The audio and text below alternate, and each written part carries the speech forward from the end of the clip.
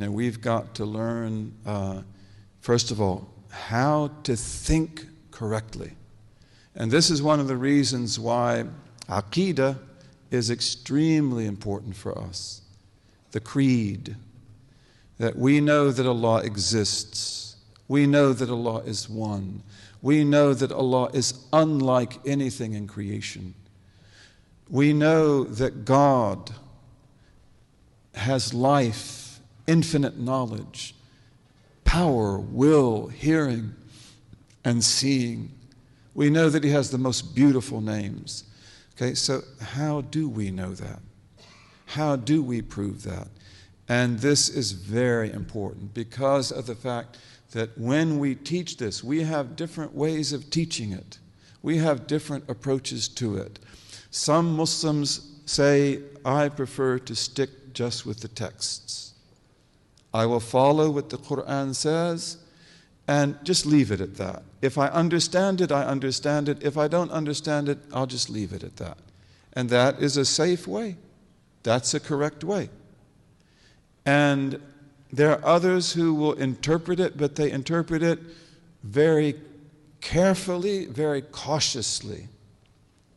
That's the way of Imam Abu Hanifa, may Allah be pleased with him, and his school. His Fiqh al-Akbar, which is a beautiful book, is an extremely careful type of theology that goes beyond just looking at the text, but it's very cautious about the way it does that. And his students who came after him, they were also very careful about that. And they are very careful always to honor the parameters of the law, of the Sharia. And then we have others of the school of Imam al-Ash'ari, may Allah be pleased with him, who used interpretation. In other words, they used intellection and they used ta'wil, interpretation, so that they could speak about these realities to people who had studied philosophy and people who had studied metaphysics, because they're talking in a big world of big ideas. So they grappled with those ideas. The Maturidis also did that, by the way, although they do it in a slightly different way. But this kind of study is extremely important for us today. We have to do it really carefully.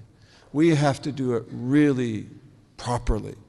But also we will see that when we do that, bi-idhnillahi ta'ala, and may Allah give us tawfiq, then we will be able to provide new language.